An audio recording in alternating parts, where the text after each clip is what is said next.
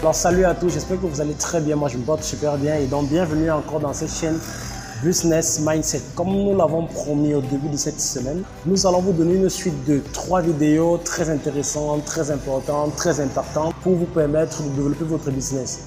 Naturellement, on va poster dans cette chaîne cette semaine les vidéos sur la veille stratégique, mais également une vidéo sur la conception des business publicitaires. Nous, ce que nous voulons promouvoir ici, c'est le mindset, c'est le fait de comprendre que pour pouvoir faire grandir votre business, vous devez changer votre manière de penser, vous devez changer votre manière de conceptualiser les choses. Pour cette vidéo, nous avons rencontré quelqu'un de très intéressant, le docteur Isabelle Pachom, que nous allons vous passer tout à l'heure, qui va vous entretenir sur un sujet hautement important parce que de plus en plus aujourd'hui, les femmes se lancent dans ce qu'on appelle l'entrepreneuriat féminin. L'entrepreneuriat féminin et se disent parfois qu'il y a des métiers dans lesquels elles n'ont pas la capacité ou bien elles n'ont pas la qualité de se retrouver, pendant qu'il y a d'autres où elles devraient par exemple aller se placer. Et vous allez voir qu'on va se rendre compte que ce n'est pas qu'au niveau des femmes, mais il y a même des minorités qui se disent que ceci n'est pas fait pour moi, pendant que ceci est peut-être fait pour moi. Alors Isabelle Pachom, le docteur Isabelle Pachom, va venir vous permettre de changer de paradigme et de concevoir les choses d'une toute autre façon. Je vous laisse la suivre. Je suis Isabelle Michel Pachong-Gundi, PhD en management des organisations et ingénieure généraliste. Je suis une femme qui évolue dans un milieu dit d'hommes. Alors, si ça n'en tenait qu'à moi, je serais une femme qui évolue dans un milieu tout à fait normal. Mais ça, c'est une autre histoire. Comment suis-je arrivée là? Lorsqu'on me voit, on se dit certainement, voilà une qui a grandi au milieu d'hommes et qui a voulu s'imposer, se démarquer. Je vous assure, il n'en est rien. Je suis une jeune femme tout à fait ordinaire qui a grandi dans une fratrie de 8 filles, car oui, je n'ai pas eu de frère, malheureusement. Et j'ai pris ce côté, disons, cet amour du monde industriel du côté de mon père, qui lui était directeur technique. Il nous amenait souvent le samedi voir ses machines, ses équipements. Et là, je me suis dit, je vais faire la même chose que lui. Je vais faire autant que lui. Et j'ai commencé petit à petit, et peut-être de manière un peu inconsciente, à développer cet amour pour la maintenance. Alors me direz-vous, j'ai commencé à étudier, faire des recherches pour avoir les meilleurs concours des écoles du pays? Et non. Au Cameroun, on dit souvent, on fait ce qu'on voit. Et c'est ce qui m'est arrivé. J'ai donc fait le concours de l'Institut UCAKICAM qui s'appelait ISTAC. Et j'ai eu ce concours et aujourd'hui, je suis ingénieure généraliste. Ma passion pour la maintenance, je l'ai développée au fil de mes différentes expériences. Et plus je côtoyais ce monde, plus je me disais, finalement, il n'y a rien d'extrêmement difficile dans ce qu'on fait. Vous voyez par exemple un moteur. On vous dira, pour porter un moteur, il vous faut des gros bras, des biceps et d'énormes muscles. Ah non, c'est le palan qui soulève un moteur, aussi simplement que ça. Il faut juste un cerveau. Et je crois que tout le monde en est doté. Se dire qu'on est une femme dans un milieu d'hommes, et je le disais à l'entame, c'est penser qu'on est quelqu'un d'exceptionnel. Il n'en est absolument rien. Sortons-nous ça tout de suite de la tête. Tout dépend de la manière dont vous vous percevez dans le milieu dans lequel vous évoluez. A contrario, vous pouvez être tout à fait à l'aise, mais l'entourage nourrit envers vous certaines choses. Déjà, les hommes par nature, essentiellement les techniciens, sont un peu taquins. Je ne dirais pas macho, mais taquins. Taquins pourquoi? Parce qu'ils veulent voir ce que vous avez dans le ventre. On dit souvent, le maçon, il se mesure au pied du mur. C'est tout à fait la même chose dans le monde technique. Quand vous arrivez dans un milieu d'hommes, ils veulent vous tester. Voir si vous pouvez faire la même chose qu'eux. Et je vous assure, une fois que vous remettez la compétence au centre des débats, il n'en est plus rien. Il faut gagner le respect. Le respect, il se gagne par la compétence. Il faut faire des descentes sur le terrain. Il faut bien connaître son sujet. Et il ne faut pas cesser d'apprendre. Au fil de ma carrière, j'ai eu à développer, disons, le goût de l'apprentissage. Et pour ce faire, j'ai eu à avoir différentes certifications. Je suis allée me certifier en management des projets, en accompagnement de carrière et autres choses. Ces différentes certifications m'ont permis de m'affirmer et de travailler ma crédibilité professionnelle, car il s'agit de cela. Quand il s'agit d'évoluer dans un milieu dit masculin, il faut se rendre crédible. La crédibilité est la clé. Crédibilité, pourquoi? N'hésitez pas à apprendre vos sujets. Lorsqu'on vous amène dans un domaine, je dirais n'importe quoi, parce qu'on a un peu trop parlé de technique, il y a d'autres milieux bien sûr qui sont des milieux dits masculins, disons peut-être le milieu de, bon, je reprendrai un milieu technique, la maçonnerie, jeune dame qui évolue dans un milieu, disons d'architecte ou de maçonnerie. Allez apprendre, n'hésitez pas à redescendre sur le terrain. Parfois je rencontre des dames qui se disent, oui, quand on arrive dans un milieu technique, il faut absolument être dans le management. Et les femmes cherchent tout de suite à être dans le management pour, entre guillemets, se défausser un peu de cette responsabilité technique. Eh bien, mauvaise surprise pour vous, il va falloir se salir les doigts. Oui, mettre la main dans le cambouis, repartir, démonter des moteurs, les remonter, les réviser. Il faut apprendre à faire les parpaings, réapprendre la base, quel que soit votre niveau. Il m'est arrivé d'avoir un changement professionnel, car avant, j'évoluais dans la logistique et aujourd'hui, je me retrouve dans le rail. Au départ, si vous arrivez avec la casquette de chef en vous disant « oui, je suis le grand chef, je viens tout apprendre, je mets tout à zéro », ben non, vous ne vous ferez pas respecter. Il faudrait apprendre à repartir sur le terrain, à relire votre documentation, à avoir beaucoup d'humilité, poser les questions. Le fait de poser les questions n'est pas un aveu de faiblesse. Certains pensent que c'est un aveu de faiblesse de se dire, de repartir vers le technicien et lui dire, s'il te plaît, montre-moi comment on fait ci, qu'on fait ça. S'il y a un diagnostic, quel est votre avis? Non, je suis une dame, je ne dois pas montrer mes faiblesses. Il faut l'exprimer, il faut le dire tout de suite. Et c'est comme ça que l'on gagne le respect. Et le respect ne veut pas forcément dire que l'on cherche la protection, non. Parce que d'autres, à contrario, tombent plutôt dans le schéma adverse, c'est-à-dire, comme on dit ici au pays, acheter les amitiés. Car oui, le respect, il ne s'achète pas. Acheter les amitiés comment? En devenant le genre de manager permissif, délégatif, qui laisse tout faire parce que quoi? On veut se faire aimer de nos équipes. Non. Nous ne sommes pas venus dans le monde professionnel pour se faire aimer ou pour se faire des amis. Nous sommes là pour un rendu que notre direction nous demande. Notre direction, notre manager, notre employeur attend de nous certains rendements, certaines attitudes et il faut le faire. Cela passe par l'apprentissage. Si vous devenez le genre de manager qui veut être aimé de ses équipes et qui laisse tout passer, au début, ça peut aller. Ils vont tout faire pour que vous soyez maintenu à cette place. Mais une fois qu'ils trouveront quelqu'un de plus gentil, plus serviable, plus corvéable, ils n'auront aucunement de pitié pour vous mettre de côté. Ça, je vous le garantis. Se rendre indispensable est une bonne chose. Car je vois certaines de mes consoeurs qui sont indispensables, extrêmement professionnelles, intelligentes et techniques dans leur domaine.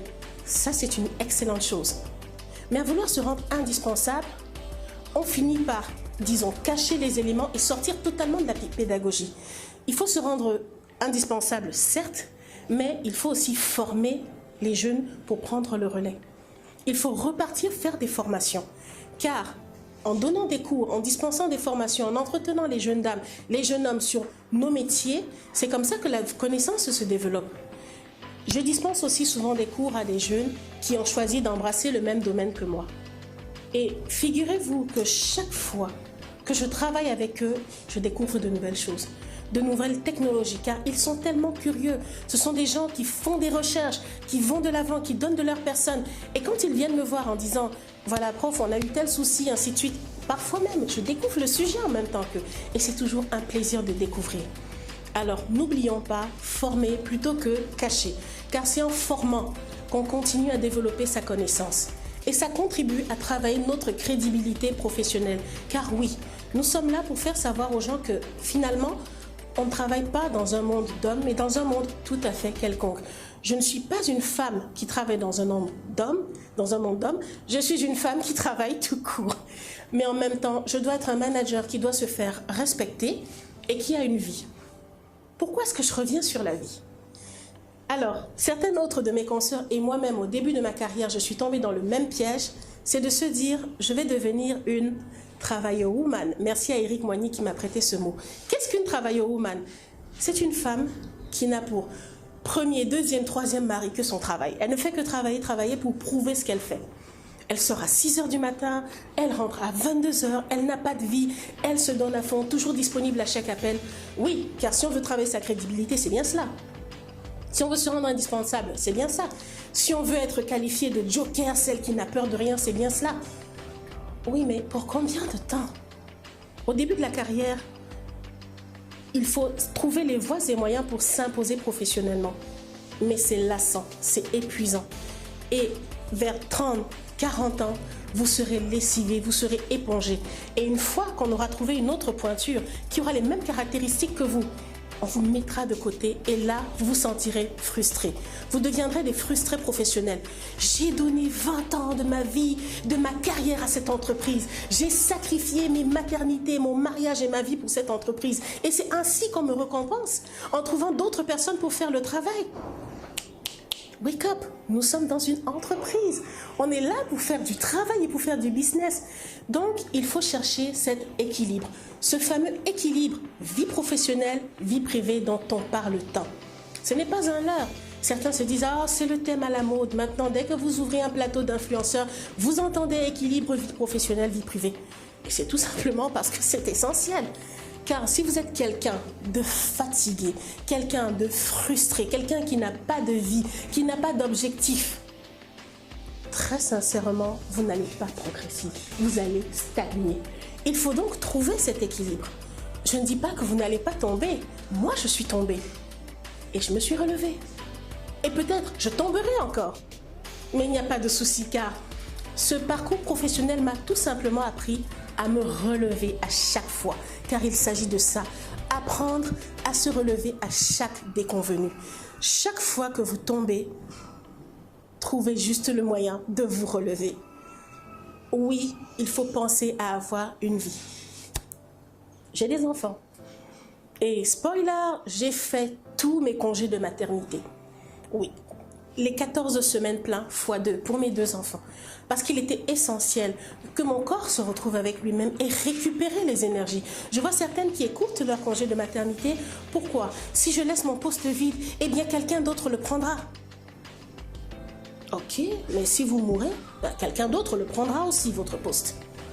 Donc, à un moment donné, il faut penser plus sur le long terme et non sur le court terme. Des gens qui réfléchissent carrière de cette manière réfléchissent sur le court terme. Il faut avoir un exutoire, avoir des passions, avoir une cause. Vous devez dans votre vie choisir une cause pour laquelle vous vous engagez. Ça peut être les enfants de la rue, ça peut être l'alphabétisation des jeunes filles. Il faut toujours avoir une cause qui nous rappelle un peu ce côté social et qui nous donne une plus forte raison de vivre. Car j'ai remarqué que les leaders qui ont un engagement social ont plus de poigne, ont plus de punch dans la réalisation de leur travail, car ils savent qu'ils ont plus à perdre qu'à gagner. Car il ne s'agit plus d'un emploi. Il s'agit d'être une personne qui va véhiculer et passer un message poignant pour la génération future.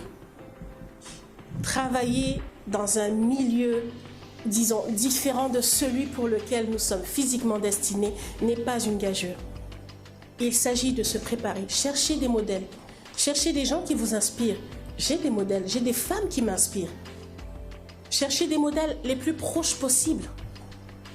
Des gens qui sont palpables, discutez avec vos rôles modèles. Il ne s'agit pas seulement de se dire « Ah, mon modèle, c'est Beyoncé. Je veux bien, je serai obligée d'aller lire toute sa biographie, mais je ne pense pas que j'aurai l'opportunité de discuter avec elle. » Par contre, Jeanne Sissoko Zézé, elle est un peu plus proche. Donc, j'ai plus de chances de l'atteindre, de discuter avec elle. Ce n'est qu'un exemple et vous aurez autant d'exemples possibles. Vous avez Hermine Dolores Boom qui est très disponible. C'est une femme juste phénoménale. Vous l'appelez, vous consultez, elle prend le relais, elle discute avec vous, elle vous donne des conseils. Vous avez Women in Leadership Africa, in Logistique Africa. Ce sont des femmes de la logistique qui se sont réunies pour réfléchir sur le thème de la logistique. Un milieu jusqu'à présent fermé aux femmes et qui est en train de s'ouvrir petit à petit. Je ne dirais pas qu'il n'y a pas beaucoup de femmes dans des milieux d'hommes. C'est juste qu'elles sont un tout petit peu moins médiatisées, un petit peu moins connues. J'étais surprise d'aller dans des structures, d'aller dans certaines structures dans mon parcours professionnel où j'ai vu des femmes conduire des riche-takers, j'ai vu des femmes conduire des camions, j'ai vu des femmes conduire des portiques, j'ai vu des femmes faire des choses incroyables, mais avec une telle facilité. Et chaque fois qu'on s'approche d'elle, on dit « Oui, waouh, vous faites ça comment ?» Déjà, elle a l'air surprise qu'on lui pose la question « Vous faites ça comment ?» Mais je mets mes mains sur le volant, je tourne et je passe les vitesses. Sauf s'il y a autre chose que je devrais comprendre derrière la question. Ce n'est pas pour banaliser le métier, ce n'est pas pour réduire à zéro ce que ces femmes font, c'est juste pour se dire que finalement, nous faisons autant que les autres. On a la capacité de le faire. Montrer qu'on a cette capacité-là par rapport à l'image réductrice de la femme, qui est cet être fragile, cet être qu'on doit protéger. La galanterie, elle doit toujours exister. Je ne prétends pas que les femmes pouvant faire la même chose que les hommes, on ne doit pas leur ouvrir la porte.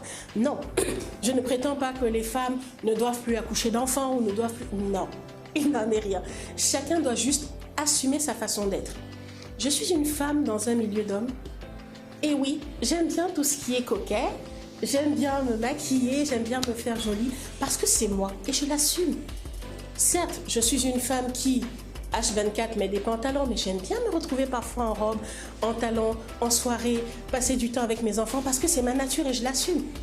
J'aime bien aussi faire un peu de commérage avec mes sœurs. Ça, c'est une activité tout à fait récréatrice pour moi et je l'assume. J'assume qui je suis. Je fais cette profession sans pour autant renier mon authenticité, renier mon être profond. Il faut d'abord savoir qui vous êtes. Je suis Isabelle, une femme qui est comme si, une compagne, une mère qui fait des erreurs, qui se rattrape, qui se rachète, ainsi de suite. Qu'est-ce que je veux faire? Je veux faire tel métier. Quels sont les éléments qui me manquent pour atteindre tel métier? C'est ainsi que je me forme. Autre chose aussi, une femme dans un milieu d'hommes, et ça, j'aurais aimé qu'on me le dise avant d'entrer dans ce genre de métier. Malheureusement, on ne l'apprend pas à l'école. Mais vous serez sujette à tout genre de calomnies, tout genre de rumeurs. Entre les promotions canapé, entre les quotas, on vous dira oui, vous avez été recruté pour remplir les quotas, vous avez été recruté parce que bon, il fallait bien une femme au comité de direction, mais on vous a mis cela.